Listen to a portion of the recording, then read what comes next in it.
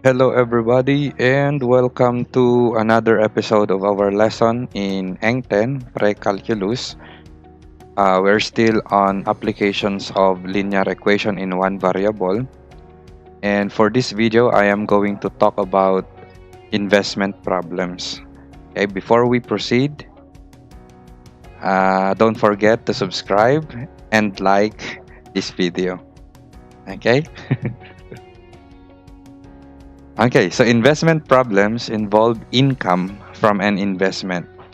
The income can be in the form of interest, and in that case, we use the formula I is equal to P times R, where I is the annual interest earned when P pesos is invested at a rate R per year. The rate is usually given as percent. Thus, if the rate is 8%, then R is equal to 0.08. Okay, so I is equal to PR. This formula is used in your engineering economy. Ito yung formula natin for simple interest. Okay, so to solve for the interest, we just multiply P, the principal amount. Ito yung ininvest natin na pera, P. And R is the rate of interest. R is usually in percent, pero kapag nag-compute tayo for the interest, R should be written as a decimal form. Okay, so let's try to solve algebra problems involving this formula. I is equal to PR.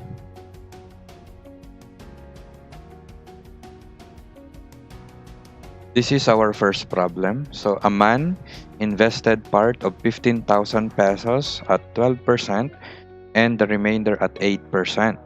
If his annual income from the two investments is 1,456 pesos, how much does he have invested at each rate?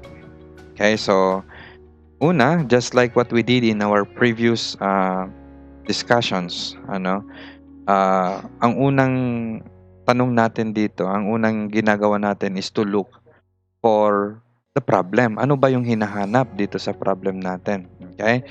So, how much does he have invested at each rate? Okay, so there are two rates, the 12% investment and the 8% investment, right? So, ang hinahanap dito, ilan yung ininvest niya sa 12% at ilan yung ininvest niya sa 8%. Okay, so doon na papasok yung variable natin. Okay, so we let X be the amount invested at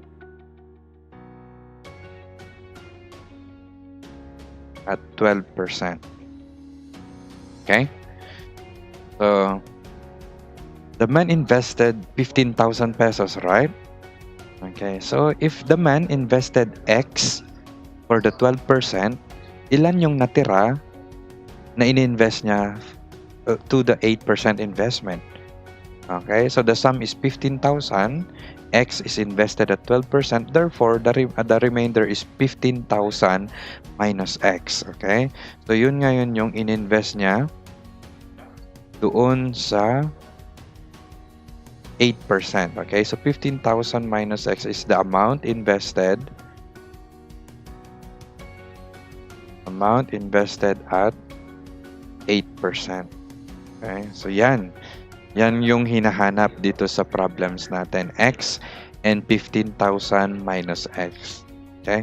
So, in solving problems like this, itong investment problem, mas maganda or mas organized yung solution natin if we put this in a table. Okay? So, ang itsura ng table natin, your table is composed of 4 columns. Dito sa first column natin yung mga investment. Okay? So, ito yung mga investments. Okay? So, dalawa lang naman yung investments natin. The 12% investment and the 8% investment. Okay? Okay, and the next column, nandito yung principal amount, your P. Okay? principal amount, P. Okay? So, ito ngayon yung ininvest niya sa mga sa 12% and the 8%. So, the amount invested at 12%, ito yung X natin. Ito yung notation natin dun sa taas. Okay? Tapos, yung na-invest sa 8% is 15,000 minus X. Okay? Next column naman is the rate of interest, R. Okay? So, that's R. So, the rate of interest for the 12% investment is just the decimal form of 12%. That's 0.12. Okay? And the rate of interest at 8% is 0.08. And finally, for the last column, itong last column natin is the interest. Okay? The interest I. Okay? Based from our formula in the previous slide, I is equal to the principal amount times the rate of interest, right? So, i-multiply tayo lang ni P ni R. Just multiply P and R. So, for the first row, this is 0.12 times X. So, that's 0.12X. We just multiplied X and 0.12. Okay, for the next row, ito naman, this is 0.08 multiplied by 15,000 minus X. Okay? So, ang ibig sabihin nito, whatever is invested at 12%, X, the interest earned is 0.12 times X. Whereas, the interest earned at the 8% investment is 0.08 times 15,000 minus X. Okay? To come up with an equation, balik tayo doon sa problem. Tapos, basahin natin yung second statement. The second statement is, his annual income from the two investments is 1,456. Okay, ang ibig sabihin nito, kapag in-add down natin yung interest from both investments, we'll come up with the 1,456. Okay, so yun na yung equation natin. Let us add the interest from both investments and equate it to 1,456. Okay, that's 0.12x plus 0.08 times 15,000 minus x is equal to 1,456. Okay? So, let us solve this one. This is 0.12x plus, okay, ito distribute natin. Okay, let me get my calculator. So, 0.08. Okay, 0.08 times 15,000 is 1,200. This is 1,200 minus 0.08. X is equal to 1,456. Okay, and then we combine like terms. 0.12 minus 0.08 is 0.04 x, and this is equal to 1,456 minus 1,200. All right, so that's 256. Okay, 256, and then we divide both sides by 0.04.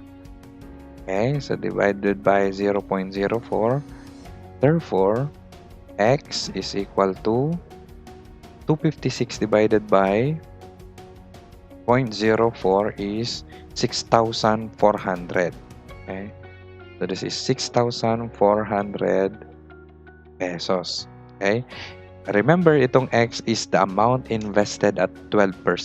Okay, the other amount is 15,000 minus x. So that's 15,000 minus 6,400 is equal to 8,600 pesos. Okay, so to answer the problem, ang tinatanong, how much does he have invested at each rate? So, kailangan nating sagutan yon in a complete sentence. Okay, the man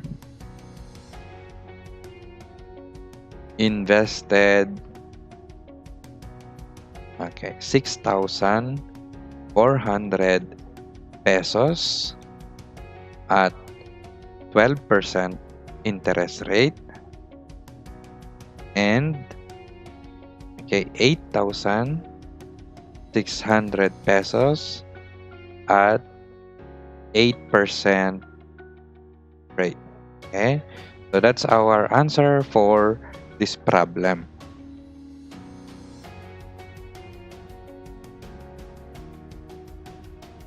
This is our second example on investment problems. So a woman invested 25,000 pesos in two business ventures. Last year, she made a profit of 15% from the first venture, but lost 5% from the second venture. If last year's income from the two investments was equivalent to a return of 8% on the entire amount invested, how much had she invested in each venture? Okay, so this problem is just like this, just like the previous problem, right?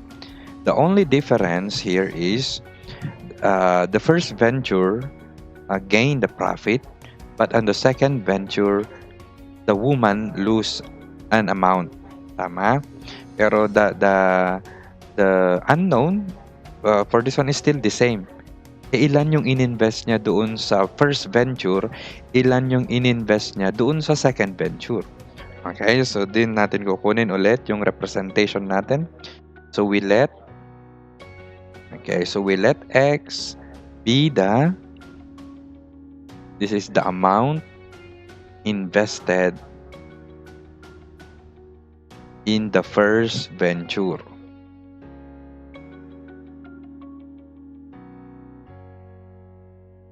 Okay. So, kung X yung na-invest in the first venture, edi 25,000 minus X yung invested at the amount invested in the second venture.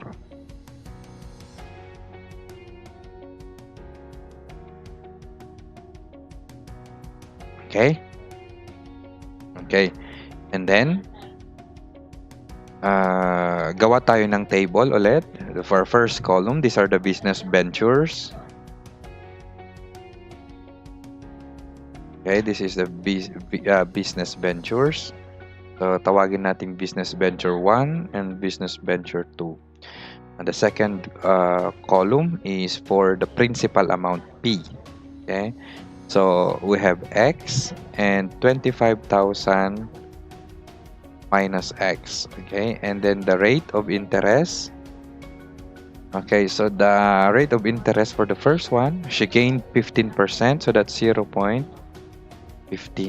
Okay, and for the second venture, she lost 5%. Okay, she lost 5%. Ibig sabihin, the rate of interest is negative kasi nag-loss siya. This is negative 0.05. Okay, and the interest rate or the interest is just the product of P and R. So for in this case, this is 0.15x, and for the second venture, that's negative 0.05 multiplied by 25,000 minus X. Okay? So, okay na tayo dito sa table natin. Okay, so sunod, we come up with an equation. Okay, so what is our equation? We will come up with an equation based from the statement in the problem. Okay, ang sabi dito, if last year's income from the two investments was equivalent to a return of 8%.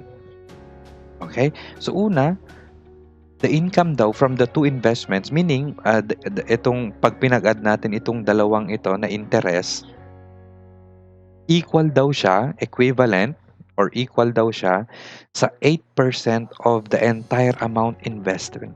Ilan ba yung total amount invested? The total amount invested is 25,000, right?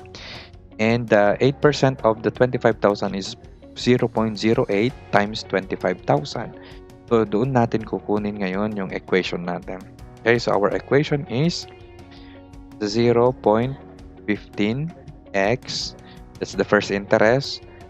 Okay, since the other one is negative, minus ito. Okay, minus 0.05 times 25,000 minus x. Okay, this is equal to the equivalent to a return of 8% of the entire amount. That's 0.08 of 25,000 pesos. Okay, so iyan na yung equation natin. Let us solve for the value of x. So that's 0.15x minus, okay, what is 0.05? 0.05 times 25,000 is 1,250. So, 1,250 plus 0.05 x, tama, is equal to, that's 0.08 times 25,000 is 2,000. And 2,000. And then we combine like terms. 0.15x plus 0.05, that's 0.20x. Okay, is equal to, ito naman, 2,000 plus 1,250, that's 3,250. Okay, and then we divide both sides by 0.2. Ilagay ko na dito. So, x therefore, ito na, x is equal to, okay, 3,250 divided by 0.2 is 16,250. Okay? 16,250. Remember, let us go back to our representation. The first step natin, x, is the amount invested in the first venture. Tama? Okay, for the second venture, that's 25,000 minus x. So let us solve for the other amount. That's 25,000 minus 16,250. And this is equal to 25,000 minus, answer equals 8,750. 8,750. Okay, so to answer the problem,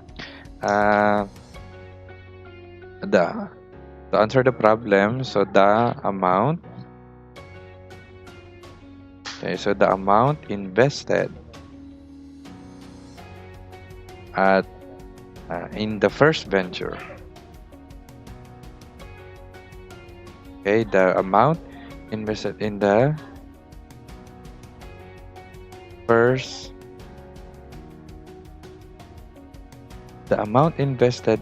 first, venture is 16,250, and the amount invested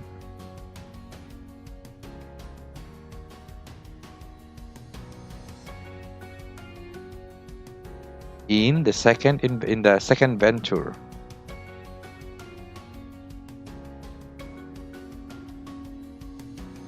is, okay, lagyan natin ng peso sign dyan, is 8,750 pesos. So that answers the problem.